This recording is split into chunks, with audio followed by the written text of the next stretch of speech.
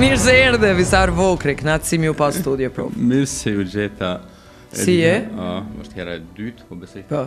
Tash para një viti saktësisht kemi qenë. Bash para një viti po m'duket. Po. Kemi pas diskutuar. Po krijoni fonia, dy kështu dian veç hajde ta ndoj menë, veç pak fal. T'lutem. Hajde, ta rregullojmë. Po.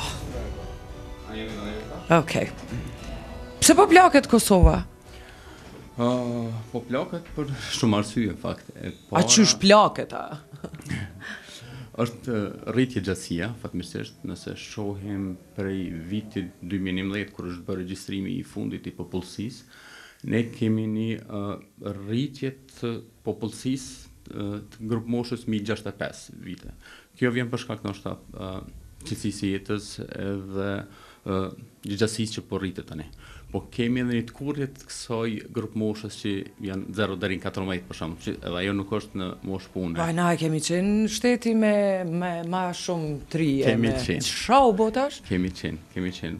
Si jena moto, më thonë, s'kemi nevojë më thonë mo që ashtu. Po edhe migrimi, natyrisht që ka fajin e vetë në këtë storje. Çka e bjen këtë rezultat? Është migrimi, është nuk po bojmë fëmijë më shumë? Lindjet po bien, emigrimi po rritet, edhe gjatësia është rrit. Okej, te ne është rrit deri?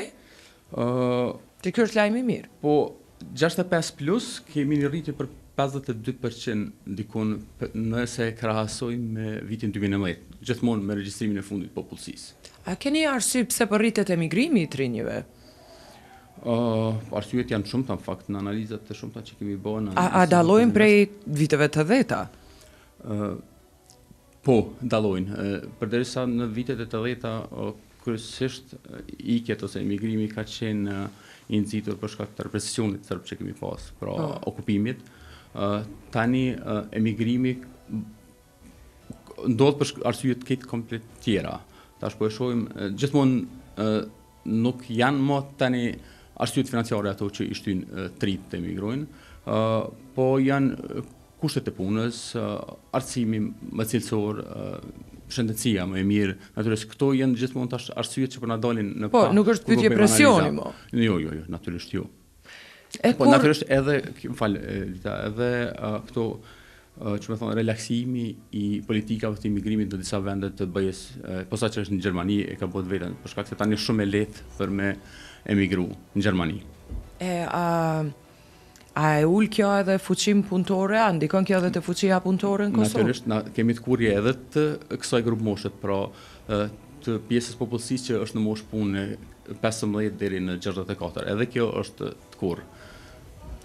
Numri i fuqisë punëtore edhe mshme, se kjo diskutohet shumë shpesh edhe prej bizneseve, shihet, flitet për krizën. Natyrisht se tani bizneset, pra sektori privat veç po e ndihen presionin e kësaj të kurrë të popullsisë, dhe unë besoj që një talë të afërt ne do të detyrohemi që të mendojmë, të relaksojmë pak politikat e imigrimit dhe ndoshta cilëm imigrant nga kontinente të tjera të botës, për shembull nga Azia.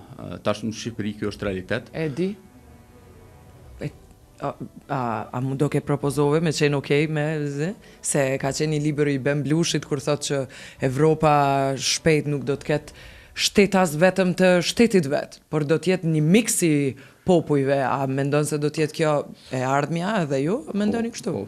Po. Në fakt këto po e shohim tani. Po, kur veç mori vendim Shqipëria për me i marrë gjitha ata emigrant, thash ky libri po vjen duket miksi i popujve në Evropë.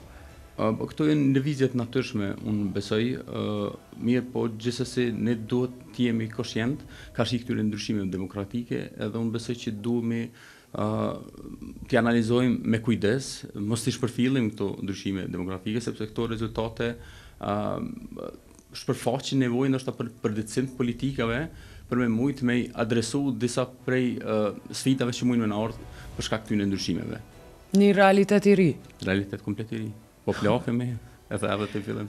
Jo, nuk e thash unë e keni thonë ju, me raport. Tregon pak më shumë rreth raportit, çka ka tjetër me rëndësi që do duhej me ditë, ndryshe prej viteve të kaluara. Ky raporti i plakjes, ne po i themi raporti se është i proporcion, pra ne kemi analizuar dhe kemi publikuar në rrjetet tona sociale të Institutit Invest, në një bashkëpunim që jemi të bërë tash me Fondin për Popullsitë të Kombeve të Bashkuara UNFPA-n, jemi të analizu në mënyrë sistematike këto ndryshime, natyrisht me dhënat e censusit të regjistrimit të popullsisë që kemi marrë tani, edhe ato po provojmë tani me përkthy në rekomandime të politikave të cilat natyrisht adresojnë specifikisht ndryshimet caktuara demografike që kanë ndodhur. Tek raporti plagës është proporcioni raporti mes popullsisë 0 deri 14 si proporcion i asaj 65 plus. Okej, po. Pro, edhe tash po e shohim që është dyfishu prej vitit 2011. Tash nëse falishte kundërta popullsia 65 plus si proporcion i me 0,14 0 deri në 14.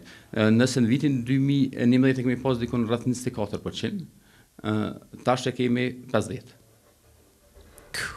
Tash është rrit, pra kjo grup mosh është rritje gjatësia, kemi më shumë 65 plus, po kemi më pak 0 deri në 14. Fëmijë. Që pi bjen, na me fillu me u kthy historisë shqiptare, me 7-8 fëmijë, 9 fëmijë, a është ekonomia kjo që ndikon profte ky rezultat i dhimbshëm? Po mendoj ndoshta ekonomia edhe jeta dinamike, cilat janë arsyet që çiftet, familjet sot përfundojnë me më pak fëmijë se atëherë. Po, unë besoj që janë arsye të shumta, te përmend edhe arsyet ekonomike natyrisht janë, na po e shohim që tash një ekonomi familjare tash është të kurrë, nëse në vitin 2019 numri mesatar i personave në ekonomi familjare ka qenë diku 6, tash është 4.2. Po zvogëlohen familjet. Edhe kjo na tregon që ndoshta tash preferencat e kësaj gjeneratës të re janë që mos të kenë shumë fëmijë. Okej, po mundojnë me qenë edhe preferenca ata, nipse në rrethin tim ka më shumë njerëz që duan shumë fëmijë, po jeta dinamike dhe rrita nuk është e njëjta me tonën sot, është më e vështirë. Do më thonë kryesisht e shoh dëshirën por pa mundësinë e jetës ngarkesës. Mbasi je ekonomist. Si jemi me ekonomi? Si jemi me paga, si jemi me duket shqetësuese pak kjo fatura e marketeve krahasu me pagat që kanë njerëz. Unë se di si po mbjetojnë. Na pavarësisht që po e kemi një farë rritje stabile ekonomike, jo rritje shumë e vogël. Natyrisht është e vogël për me adresu një mëri disbalancash makroekonomike që i kemi në vend. Ajnalt, flet. Ajnalt. Okej.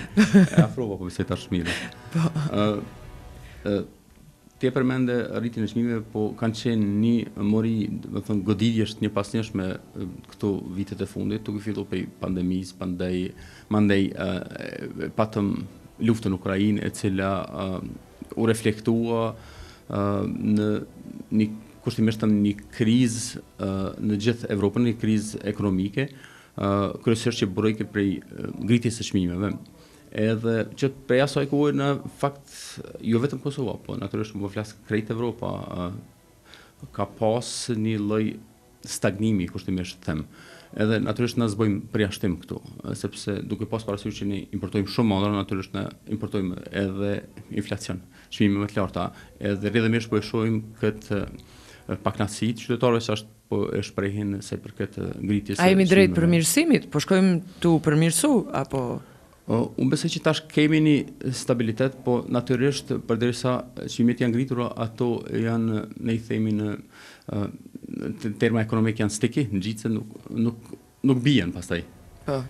Përderisa ato nuk çu më thon, nëse pagat ose hyrat nuk reflektohen për t'i adresu tash për të adresu inflacionin, ne varfrohemi në terma relativ. Çmimet janë ngrit, kanë mbet aty, kurse tyrat tona janë në nivelin që kanë qenë. Pra, për me mujt, minimalisht na me qenë në nivel të njëjtë, duhet me përcjell që të farë trendit të a keni mujt me i gjetë kështu në matematik një barazim si a dali me marr pak, ma pak e me harxhu ma shumë? Jo, a? Ende është e pasgjithshme kjo. Këto e bëjmë veç ne shqiptarët. Po te po është zgjidh mos e kemi diskutuar shumë shpesh. Jo. S'ka zgjidhje. S'dihet çysh. Kjo është një enigmë që nuk i japim përgjigje. Ke shumë kënaqësi që të pata në studio, qofsh mirë, edhe të paqa në studio veç për lajme të mira. Po. Gjithmonë. Gjithmonë, po shpresoj më shpesh përdesa po plakemi është mirë. Timi për të më shpesh. Unë boldola të ekonomia të mos mu përmend më plakja. Ke ftu për të folur Plakjen, është e vërtet. Ke shumë kënaqësi. Të shkoft mbar. Faleminderit.